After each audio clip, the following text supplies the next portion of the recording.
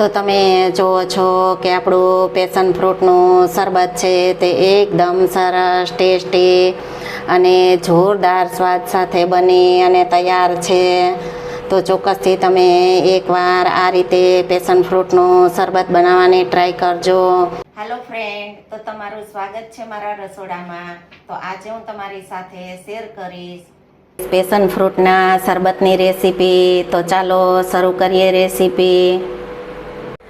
આજે આપણે બનાવીશું પેશન ફ્રૂટનું હેલ્ધી અને રિફ્રેશિંગ શરબત. તો શરબત બનાવવા માટે આપણે 1 કિલો પેશન ફ્રૂટ આવે તે લીધેલા છે. તો આપણે પેશન ફ્રૂટનું તાજું અને હેલ્ધી શરબત બનાવીશું.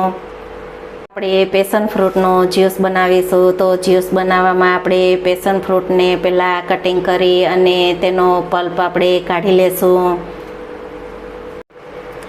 તો આપણે પહેલાં બધા જ પેશન ફ્રૂટનું કટિંગ કરી લેશું. કટિંગ કરી અને તેમાંથી આપણે પલ્પ કાઢી લેશું. તો આપણે પહેલાં આ રીતે બધા જ પેશન ફ્રૂટને કટિંગ કરી લેશું. ત્યાર પછી તેમાંથી આપણે પલ્પ કાઢી લેશું. તો બધા જ પેશન ફ્રૂટ છે તેને આપણે આ રીતે કટિંગ કરી લેવાનું. આ રીતે આપણે કટિંગ કરી અને જે આ અંદરનો પલ્પ છે તેને આપણે ચમચીની મદદથી કાઢી લેશું. તો આપણે આ રીતે ચમચીની મદદથી બધો જ પલ્પ કાઢી અને આપણે બાઉલમાં ઉમેરી દેશું. તો આપણે બધામાંથી આ રીતે ચમચીની મદદથી પલ્પને સારી રીતે કાઢી લેશું.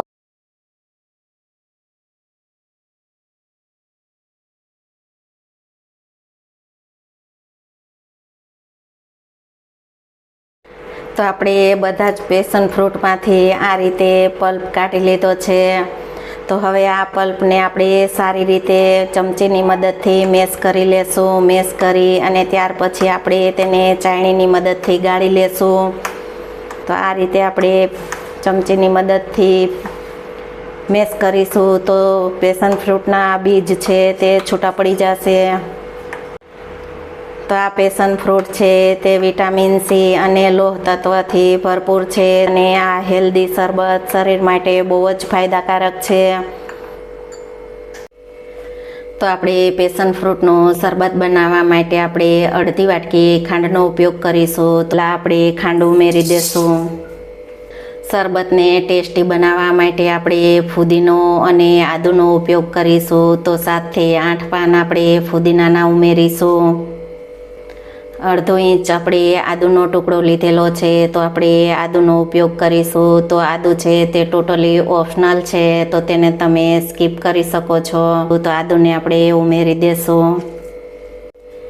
તેમાં આપણે અડધા લીંબુનો રસ ઉમેરીશું. જો તમારે લીંબુના રસનો ઉપયોગ ન કરવો હોય તો તેને તમે સ્કીપ કરી શકો છો. તો તેમાં આપણે 2 ગ્લાસ જેટલું પાણી ઉમેરી અને આપણે આ બધી જ વસ્તુને પહેલાં બ્લેન્ડ કરી લેશું.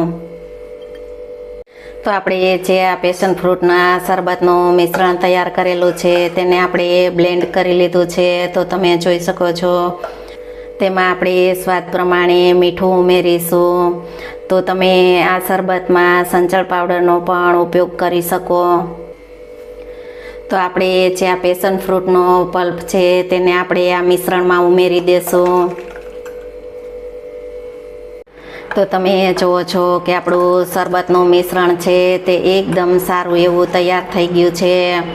તો તમે જોઈ શકો છો. તો આપણે 6 થી 7 ગ્લાસ શરબત બનાવવાનું છે. તો હજી આપણે તેમાં પાણીને ઉમેરીશું. તો તમે જુઓ છો કે આપણું શરબત બની અને તૈયાર છે. તો આપણે જે ઓરેન્જ શરબત આવે તેવો જ શરબત બનશે. તો શરબતનો કલર પણ ઓરેન્જ કલરનો છે. તો તમે જોઈ શકો છો. તો છે ને એકદમ સરસ. તો આપણે આ શરબતને પહેલાં ગાળી અને તૈયાર કરી લેશું. તો તમે જુઓ છો કે આપણું પેશન ફ્રૂટનું શરબત એકદમ જોરદાર ટેસ્ટ સાથે બની અને તૈયાર છે. તો તમે જોઈ શકો છો. જો તમારે આ પેશન ફ્રૂટનું શરબત આ રીતે તમારે ઇન્સ્ટન્ટનો બનાવવો હોય અને તમારે સ્ટોરેજ કરવો હોય તમે તેનો પલ્પ કાઢી અને ખાંડની ચીપચીપી ચાસણી લઈ અને તમે તૈયાર કરી અને સ્ટોરેજ કરશો તો પણ તમારે પેશન ફ્રૂટનું શરબત છે તે એકદમ સારું જ રહેશે. અને તમારે જ્યારે ઉતાવળ હોય તો તમે ઝડપથી પેશન ફ્રૂટનું શરબત બનાવી શકો. તો આપણે આ રીતે ઇન્સ્ટન્ટ શરબત બનાવેલું છે. જો તમારે મહેમાન આવે અને ઝડપથી તમારે પેશન ફ્રૂટનું શરબત બનાવવું હોય તો તમે આ રીતે ઝડપથી શરબત બનાવી અને તૈયાર કરશો તો તમને એકદમ ટેસ્ટી લાગશે અને મજા જ આવશે અને તમને આ શરબત છે તે બહુ જ ભાવશે. તો આપણે આ શરબતને સર્વ કરી લેશું. તો તમે જુઓ છો કે આપણું પેશન ફ્રૂટનું શરબત છે તે એકદમ ટેસ્ટી અને જોરદાર સ્વાદ સાથે બની અને તૈયાર છે. તો છે ને એકદમ સરસ, આ જોતાં જ તમને પીવાનું મન થઈ જશે અને મોઢામાં પાણી આવી જશે. જો તમને આની રેસીપી ગમે તો વિડીયોને લાઈક, શેર, સબસ્ક્રાઈબ કરજો અને બાજુમાં રહેલ બેલ આઇકન દબાવવાનું ભૂલતા નહીં. તો સૌથી પહેલું નોટિફિકેશન તમને મળતું રહે.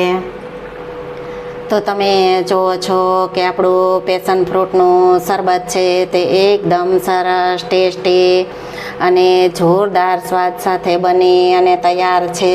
જો તમે એકવાર આ રીતે શરબત બનાવશો તો તમને વારે વારે આ શરબત બનાવવાનું મન થશે અને ચોક્કસથી તમે એકવાર આ રીતે શરબત બનાવવાની ટ્રાય કરજો.